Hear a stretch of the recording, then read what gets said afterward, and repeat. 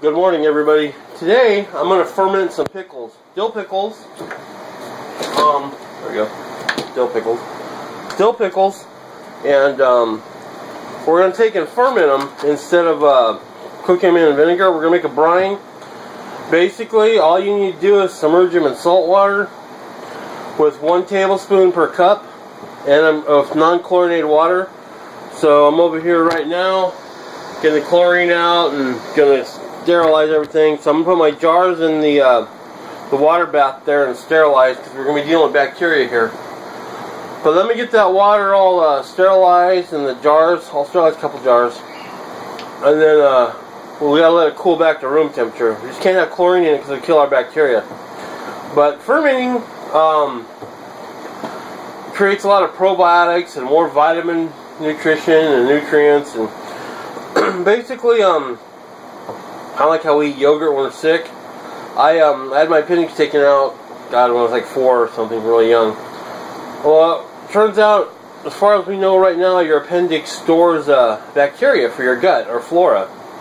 And it recolonizes after you get sick. That's why people who don't have appendixes take longer to bounce back from sickness. Well, probiotics and yogurt and all that good stuff will recolonize you with the good bacteria. So that's what we're going to do here, is we're going to make some pickles for healing, but more so for food storage, but not exactly how storage is, because you'll do it and you leave it out for a couple days and put it in your refrigerator. So I don't know if that's really food storage or not, but they used to preserve things by fermenting. So I don't know. But this is my first time doing this, so we're going to see how it works out. So let me get this water boiling. I'm going to boil my lids and jars for about 15 minutes, and then I'm going to let everything cool down to room temperature, and then I'll be back once that's all done. Okay, so I got things ready here. I've kept up with the protocols for regular canning. So what we're going to do is I'm going to take some garlic first off. I'm going to cut the flower and tip part off here. I'll also do that with my my cucumbers. From what I'm told, is in the tip of the cucumber where the flower is, there's an enzyme. It's this side. There's an enzyme that will make the pickle soft. Now these aren't really pickling cucumbers, but I'm going to shred them up into quarters and spheres. I'm going to cut both sides out to make sure, because like I said, I don't want it to get too soft. I want crisp pickles. So before I do that, because that's where the bacteria is, let's go ahead and take our first can or jar, and actually first let's make our brine. So I got 4 cups here of water. I'm going to take pickling salt, which you could use any salt, it's up to you. And we're going to have 1 cup or 1 tablespoon for every cup. So we're going to have 4 tablespoons here of salt. So let's go ahead and make that. Yeah, 4. Okay? So we got our 4 tablespoons. Now we're going to dissolve that, or stir it till it's all dissolved.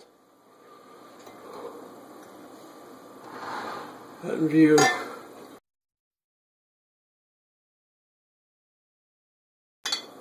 Okay. Alright, so that's all dissolved now. So let me set this out of the way. That's our brine. And like I said, I have the pot over here still full of water, so we can get whatever we want.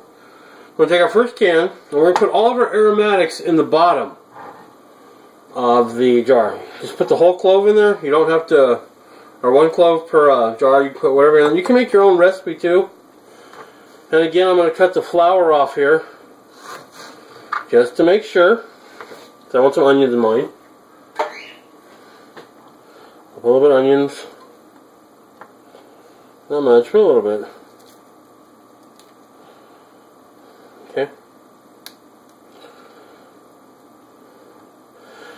And I want some mustard seed, a little tiny bit. Not much, a couple pinches. There we go. Now, one thing is I went down and got some cloves. You only need about 3 or 4 cloves per jar. And I went down and was going to buy some, but they're real expensive. So, let me get the scissors. And they're real expensive. So I went to the, I don't know, Latin Foods or Ethnic Foods and got them. And these were 38 cents, I think, or something like that. Cloves. 3 or 4. They're pretty powerful. Now, I'm also going to put in some habanero peppers, or jalapeno, because I want them to have a bite. So we're going to go ahead and cut the flower off, or the stem, okay? Just like that, and throw that in the sink. Now we're going to just slice these whole. Sorry, cut the stem off. We're going to slice these whole here, or into sections, I guess. Just like that. We're going to keep the seeds. I'm going to put 1 per jar, because I'm doing small jars. If I was doing quart jars, I would put 2 in there. And these are going to ferment too. And all these things have the right bacteria in them to get things going. Okay, so there's that and that. Now, we're going to put some bay leaves in there. Because bay leaves have, you can also use grape leaves. Bay leaves have a tannin in them that that prevent the pickles from getting soft. So we need like 3 of those. Throw them in there. Then we're going to put some peppercorns in there. About half a teaspoon, I guess. Or less. Not that much. Probably enough for a full jar, but like I said, we're still experimenting with this because I haven't actually did this before. I'm going to put my dill in there. Fresh dill would be better, but I don't have any. Snip that up. Put it all in there. Smells like dill pickles. I have to go buy more dill. Yeah, you know what? Just put it all in there. I'll go buy more for the other jars.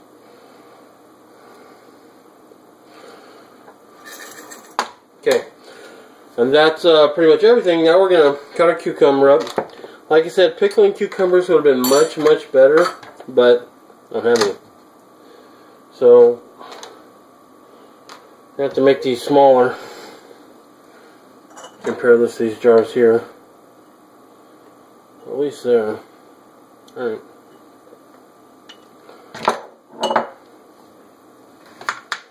These are going to be pretty small pickles.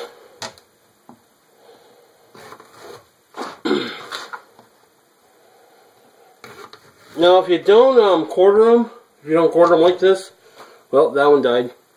You usually poke a hole down the end. And I dropped that on the floor, so I'll give that to the dog, I guess, when she's ready. Okay. So we're going to quarter these and stuff them in there. You know, not mega tight, but, you know, tight.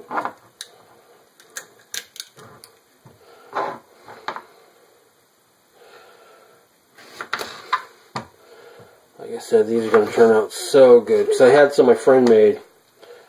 And they were really, really good.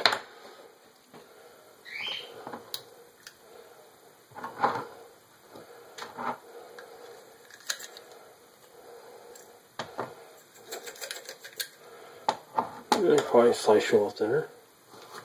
Put you in there.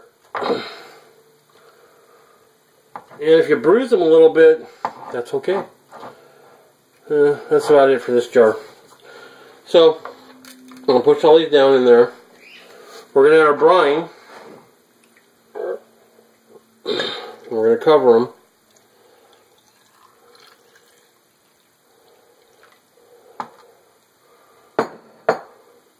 Now, a lot of people say to leave a little headspace in there, about 1 inch. And you really should have them totally underwater, but they want to float. So what you can do, you can take a Ziploc baggie, just like this, and you can put some brine.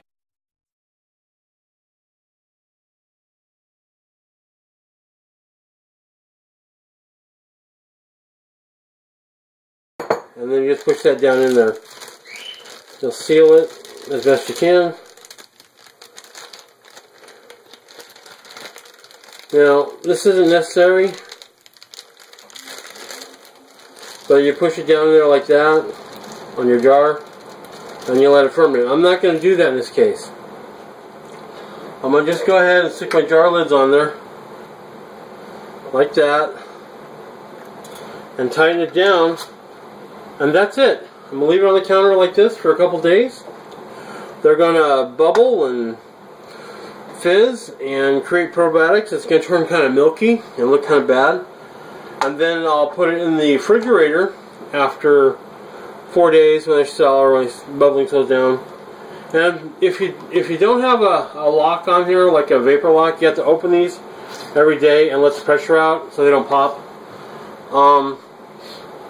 Another thing you can do is get one of the perfect pickler things, which I don't have.